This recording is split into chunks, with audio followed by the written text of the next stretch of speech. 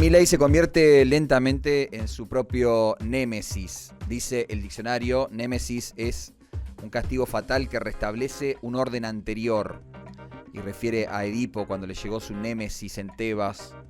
Algo así empieza a suceder lentamente, imperceptiblemente para las mayorías, con el gobierno de Javier Milei. La caricatura funciona por el momento. El personaje sigue siendo redituable, irónico, con los periodistas amigos, tirando chicanas, prolífero en Twitter, dando like, dando me gusta y retuiteando aquello que no se atreve a decir en primera persona, pero que quisiera poder decir y lo dice a través de otros. Radical y dogmático cuando está en un estrado frente a un auditorio amigable que celebra con vítores sus gritos de viva la libertad, carajo. Y dos fortalezas principales. Alguna sorprende, digo, todavía los consultores hablan de un 50% de apoyo popular para Javier Milei después de un furibundo ajuste, como probablemente no se recuerde alguno en la historia reciente del país, furibundo ajuste del gasto público, atropello a la institucionalidad por distintas vías, partidas que corresponde pagar y no se pagan, deudas que se postergan o se esconden abajo de la alfombra para poder presentar un superávit dibujado contablemente apenas en un trimestre y después tratando de renegociar esa deuda que además de repente es rechazada por los acreedores. Hasta ahí funciona. La gente sigue apoyando por ahora. Y la otra fortaleza, la senda a la baja de la inflación, que es elocuente. Del 25% de diciembre al dato que se va a conocer el próximo martes, que probablemente esté entre el 8 y el 9%, hay que reconocer, el gobierno ha logrado, al menos por ahora, domar la inflación. Hasta ahí todo funciona de maravillas, al menos en el absoluto cortísimo plazo. Pero ojo porque estas cosas suceden muy lentamente, no pasan de un día para el otro. Pero repasamos, van apenas 5 meses y hay un notable deterioro en la calidad de vida de las personas, de la mayoría.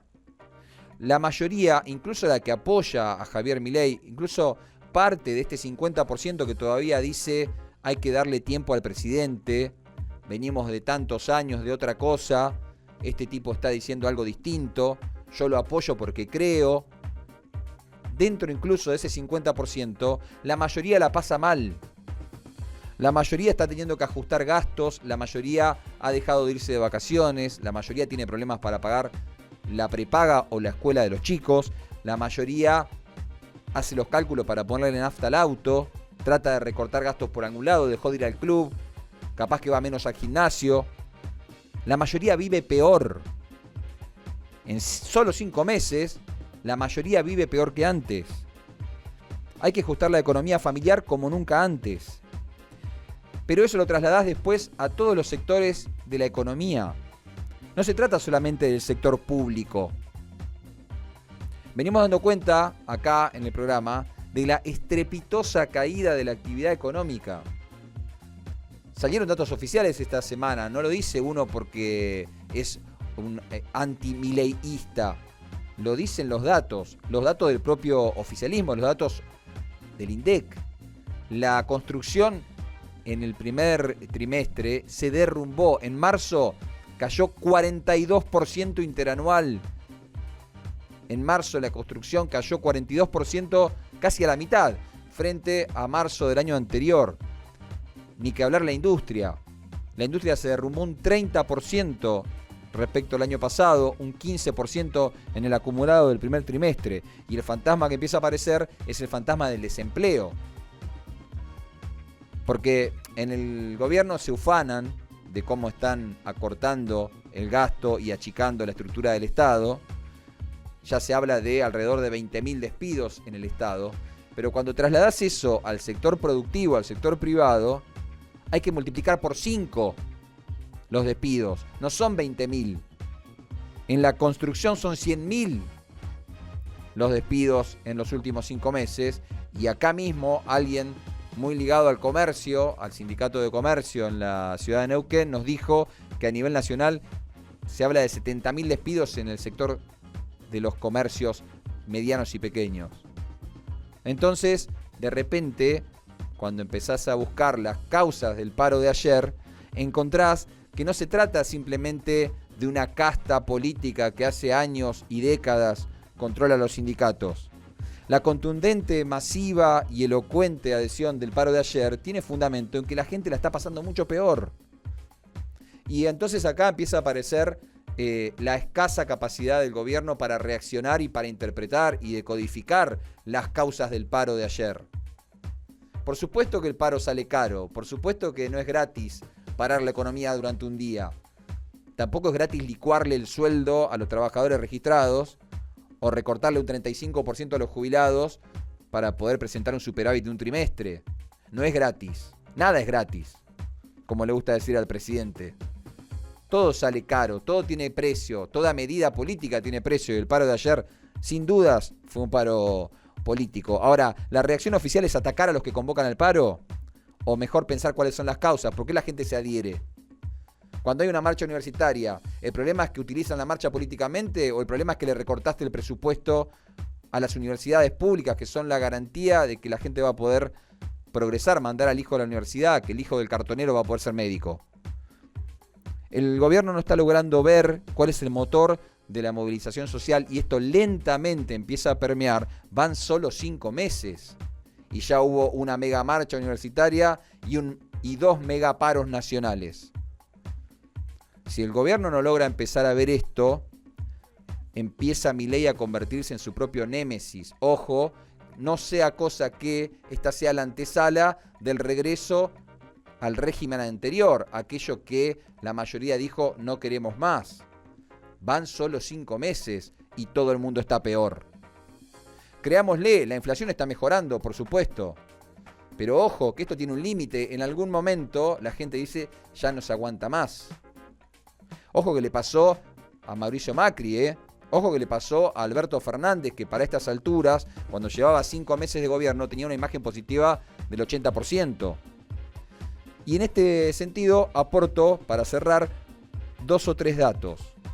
Porque el gobierno ha construido esta idea de que la cosa está mejor en base a algunos números que empiezan a ser bastante endebles. Esta idea de que la economía está mejor del gobierno y especialmente del presidente Javier Milei es un gigante con pies de barro. Los fundamentals sobre los cuales el gobierno establece esta idea de que estamos mejor son bastante endebles porque la calidad de vida de la gente se ha empeorado y los números, especialmente los que hacen a las finanzas del Estado Nacional, no están dando tan bien como dice el presidente. Y acá la clave es, sin duda, la deuda con Camesa y las energéticas. Son 200.000 millones de pesos que el gobierno no le pagó a las energéticas entre enero, febrero y marzo. Justamente el trimestre donde el gobierno dice que tiene superávit. El superávit no existe si uno contabiliza las deudas, y las deudas se contabilizan en la ecuación financiera del gobierno. El gobierno decidió no mostrarlas y decidió compulsivamente tirarles por la cabeza un bono en dólares a las energéticas y las energéticas dijeron que no. Nosotros te lo dijimos acá hace 2 o 3 semanas. Ojo que esto no termine en un conflicto judicial en el CIADI. Ojo que esto no termine con las operadoras de vaca muerta, que son empresas internacionales, reclamando en un tribunal en el exterior por la deuda del gobierno argentino, que es gasto corriente. El superávit y el déficit se compone de los gastos y los ingresos corrientes. El gobierno pateó para adelante gastos corrientes por 200.000 millones y ahora no sabe cómo pagarlo. Pero además, recordarás, varias veces Milei dijo, necesitamos 15.000 millones de dólares para poder dolarizar la economía. Y le encargó al ministro Luis Caputo que consiga los 15.000 palos. Y Luis Caputo no los está consiguiendo. Cuando uno empieza a mirar por qué no los está consiguiendo, ¿quiénes son los que podrían poner 15.000 palos sobre la mesa? ¿Podría ser China? Bueno, lo que pasa es que el presidente se ha cansado de decir que con comunistas no negocia. Entonces China, tachalo. ¿Podrían ser los árabes? Claro, pero el presidente se embandera en la bandera de Israel de una manera dogmática, ortodoxa, los escupe a los árabes, los insulta, tachá a los árabes no van a poner un mango. ¿Podría ser el Banco Mundial el que ponga la guita? Claro, pero el gobierno acaba de suspender toda la obra pública y el Banco Mundial te pone guita para obra pública. Entonces dice el Banco Mundial, perdóname, ¿para qué me estás pidiendo plata si suspendiste toda la obra pública? Tachame al Banco Mundial. Bueno, ¿quién nos queda? Vamos al Fondo Monetario. Y el Fondo Monetario recibe a los funcionarios argentinos esta semana y le dice, chicos, ¿el único que pone guita soy yo? Fueron a buscar 5.000 millones los funcionarios argentinos esta semana a Washington y volvieron con 800.